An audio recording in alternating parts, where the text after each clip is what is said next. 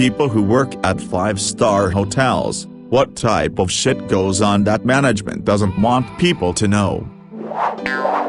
A friend of mine works for a small luxurious hotel in London. He told me the concierge system there is absolutely absurd. Money buys everything, anything the clients want, clients get. They are told never to say no. Worst case they say I don't think this is really appropriate. Obviously drugs and escorts are a classic.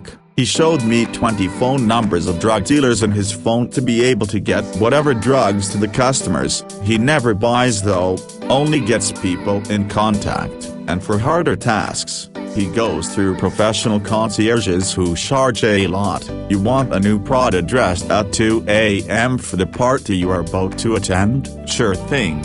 Let's wake a few people up, charge triple the price and split the benefit between people involved. Have a good night, madam. You want tickets for the Wimbledon final that takes place tomorrow? You have £20,000. Enjoy the game, sir. But in some cases, they can't satisfy the customer. So when a couple of clients came back drunk asking him to have sex with the wife while the husband was watching and filming, he felt like it was a good time to say I don't think this is really appropriate.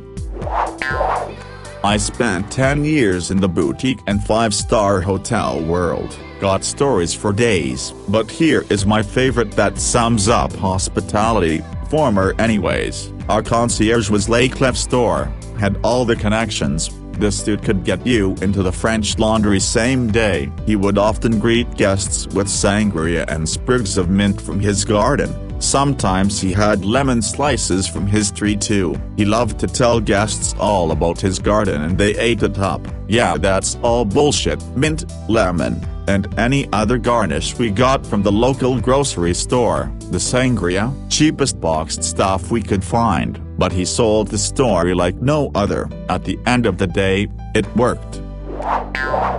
I have worked at 2 hotels that are rated by Forbes, formerly Mobile, and randomly inspected frequently, and there is a very specific checklist of things the hotel, restaurants must do, offer in order to keep the rating. We always had to be suspicious of any single diners because they could possibly be inspectors, so you could be a regular Joe Schmoey, but if you are dining alone you are going to get the 5-star treatment. Once we had a particular woman staying at the hotel and somehow management figured out and confirmed she was an inspector. They literally took security cam stills and printed them out to give to all employees so we would know who she was. I still remember her name was Katrina. Something else interesting.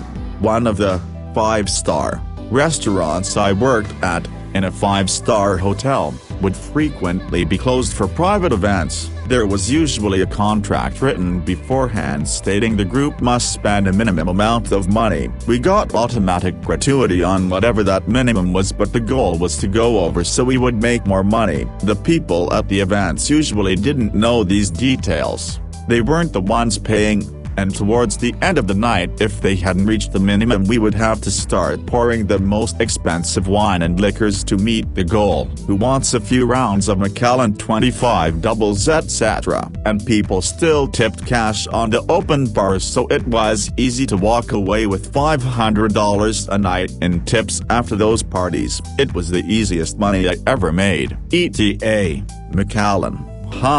Please forgive me, I am a lowly tequila drinker.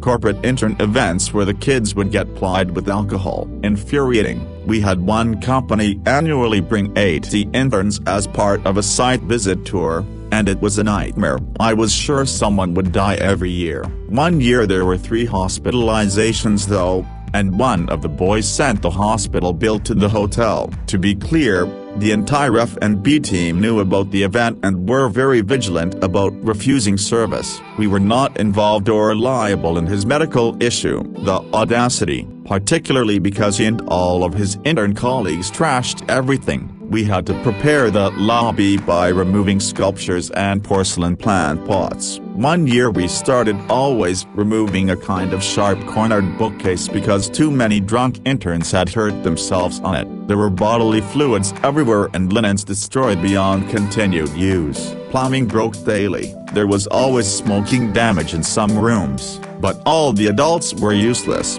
of course, and all adults were culpable in providing alcohol to the underage people. The company accepted the bill for the damage every year, and always came back, and we would add literally everything we could. We would tack weeks' worth of room nights on to their bill because we had to keep dozens of rooms out of service while damage was repaired. The company paid for everything we comped for complaining guests too. They also paid for anything we had to replace, and they were so used of the damage fees we would just throw things in there sometimes. Like a treadmill finally broke during their residence, but did one of their guests break it? Don't know.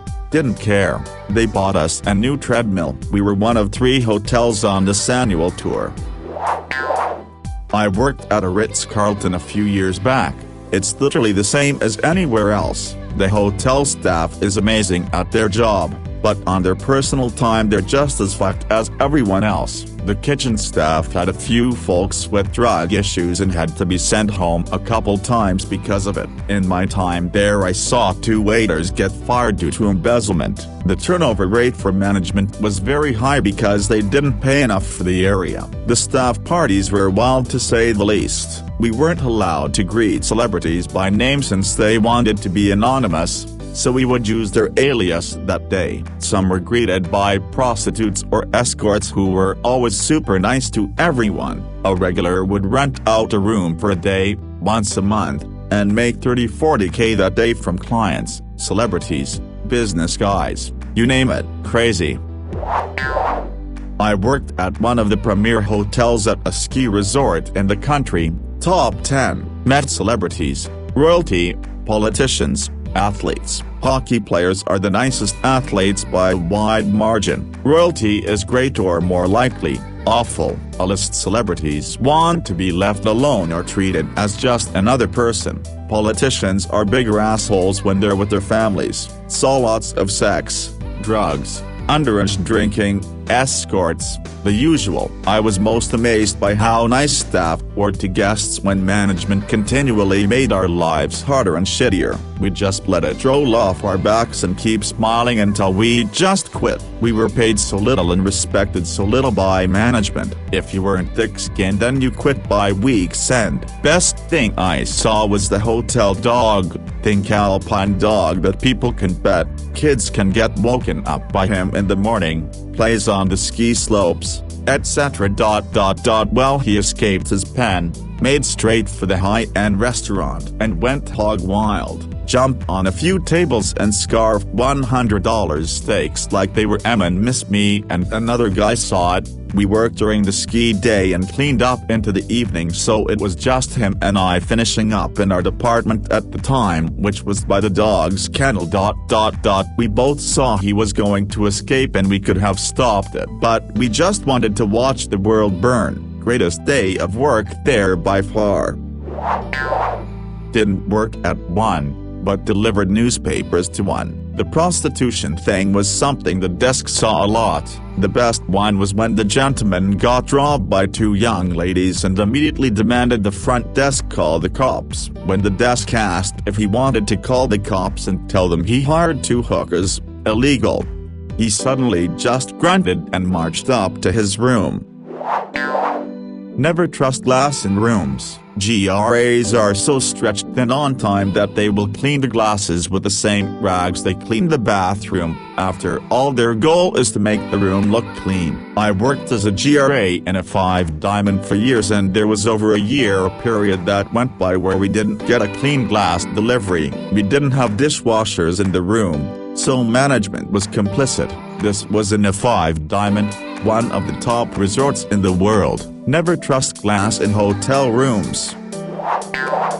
We don't bat an eye at prostitution or whatever goes on in the rooms as long as it doesn't affect other guests. Half the women that come to the bar are working girls looking for a sale. The only thing that the hotel industry ever really reports is human trafficking. There are telltale signs, and if something doesn't add up, we do report it to local authorities. I don't know about all 5 hotels, but I'm sure this happens at most of them. Front desk. Reservation staff will basically stalk you online if you're a notable VIP, and your picture will be shared internally to ensure everyone recognizes you, so you feel special when you arrive and everyone already knows who you are. The scale. Management wants things to be automatic for you, a person there when you need them, and every item you could need before you need it, but the scale of that is purposefully hidden. For example, you see your housekeeper. You might see that there are 5 other housekeepers on that floor, a houseman per floor and a special request delivery person. If you look closely, you don't see the 4-6 desk workers manning the radios so that we know when to enter certain rooms, who wants special pillows, how we manage the 3 rooms that all want service at 1 p.m. or replacing rooms that asked for no service. You don't see the 6 supervisors spot-checking checkout rooms for cleanliness, nor do you see the laundry teams, plural. Sheets and guest laundry are separate, and guest is split into dry cleaning and non-dry clean. You might see the public parlor attendants, but you probably won't see the team cleaning the pool or deep cleaning the gym sauna. At 7:30 a.m. every morning, the service area just explodes with activity, like you kick 2 ant nests at once.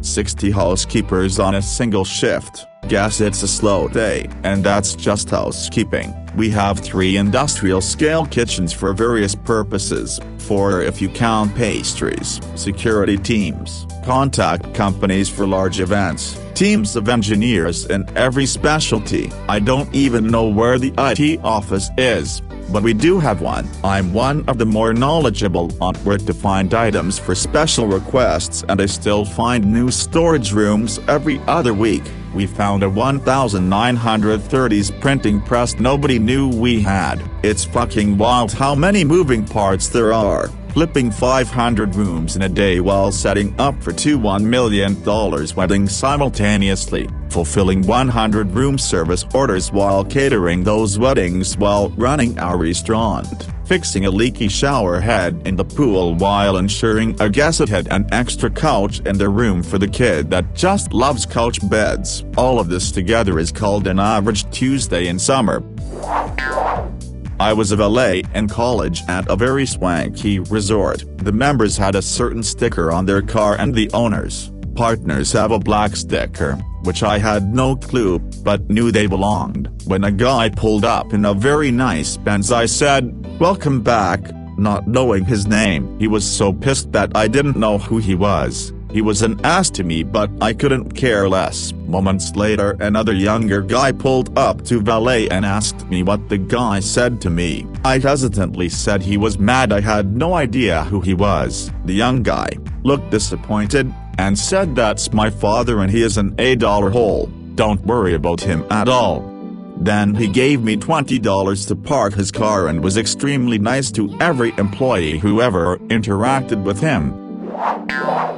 I wrote travel guides to places in the Middle East, Dubai, Qatar, Bahrain, Oman, etc., and have stayed in lots of 5-star hotels around the world for work. The whole 5-star system is murky from the start. The manager at a top-class London hotel told me that the hotel grading system in general is utter nonsense. The problem, he said, is that the list of criteria to reach each of the star ratings is little more than a tick sheet, albeit with around 500 factors to consider. For example, one criterion for being considered 5-star is fresh flowers being present in guest rooms, but there's a huge difference between a big ornate display of orchids and a bunch of daffodils. The presence of either would technically tick the box, and in theory you could fulfill all the required 5-star criteria yet be hugely inferior to the hotel next door that offers all the same things but at a much higher quality and standard.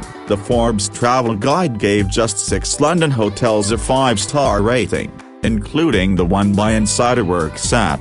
But that means that fantastic hotels like the Ritz, The Langham, the Berkeley, and Mandarin Oriental Hyde Park are only 4-star. Are they really 20% inferior to the 5-star rated Al Bustan Ratana in Garudan, Dubai, which is basically a business hotel near the airport? It's also difficult to maintain a consistent roll call of criteria, as modern demands change. For example, Wi-Fi in the room is a relatively recent expectation, and what we expect as standard has changed over the years, so what constitutes luxury now has altered accordingly. When Savoy Hotel in London opened 1889, it was boasting about features such as electric lifts, speaking tubes to link each floor, and fully plumbed bathrooms. Now though, in the era of internet, crowdsourcing is often the most reliable way to judge somewhere. When hundreds of people on sites like TripAdvisor say a place is overpriced and terrible, then it doesn't matter what the official book says. And if a one-star hotel gets nothing but praise from 90% of the people commenting,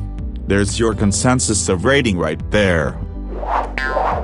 Lots of prostitution and all the drama, legal trouble that goes along with it. Corporate functions like conventions, parties, etc. where there's an open bar almost always leads to something fucked up happening. One hotel I worked at hosted a Christmas party for an investment firm, and 2 guys started jockeying for the affections of a female co-worker. They all wound up on an elevator together and the guys started fighting.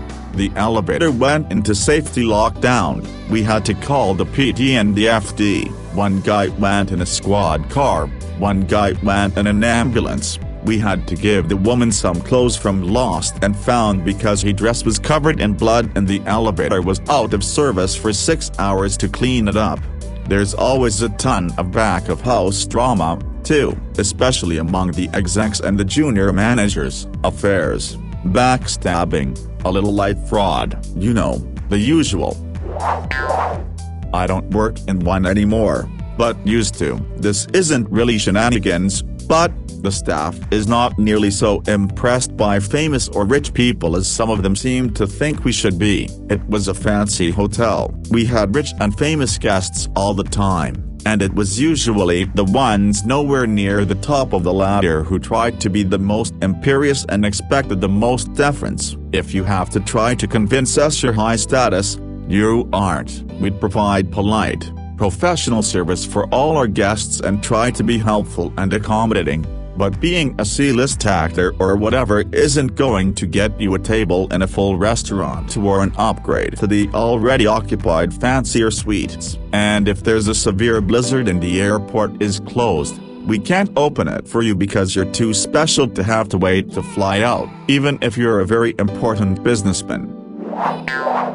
I am a subcontractor that works in the IT business, and the W Hotel in Miami Beach has seen some shit. One day I come into work and there is a big scramble at the upper floors. That is where the penthouse are. Seems this kind of known millionaire had a little too much coke and God knows what else and was destroying the room. He was actually throwing furniture out the balcony, ripped everything out of the fridge, might have even thrown a mattress out the balcony. It was a big deal at the time, but they keep it hush with no police involved. A guy that's paying $9K $13K a night is not going to be arrested. When the team finally got into the room, there was cocaine all over the tables, bottles everywhere, and a couple of high-class call girls that were in true fear. Next day they booked the same room to Jennifer Lopez. My husband worked at several luxury hotels and residences, rich people who live at the hotels, and besides how absolutely disgusting everything inside the rooms actually is. I was most shocked by the behavior of the ultra-rich. I'm not talking businessmen and doctors. I'm talking Saudi princes and heirs to dynasty families. The level of comfort and technology these people have come to expect is things we cannot imagine. What do you mean there isn't there access to intercoms next to the bathroom for when I need services while going potty? The television inside the shower is only a 40-inch and there is no gold in this room. I need a better suite. I'm gonna need you to go out, buy me better bedding, remake my bed, and then do it again tomorrow because I won't sleep on the same bedding twice, and that's just the tip of the icebergs. In the older institutions, really dedicated lifer staff tend to become really elitist. As for guests, the usual, most people tend to just be another guest, but there is a lot of grandstanding, threats against jobs and security of the institution's reputation, entitlement, in my case, handouts of very expensive and very officiously regulated products, prostitution, drugs, gambling, sleeping around with business associates to assure deals, and bribery, all things pieced together by hearing multiple conversations within a week. I don't recall bribery of public officials or anything like that, though.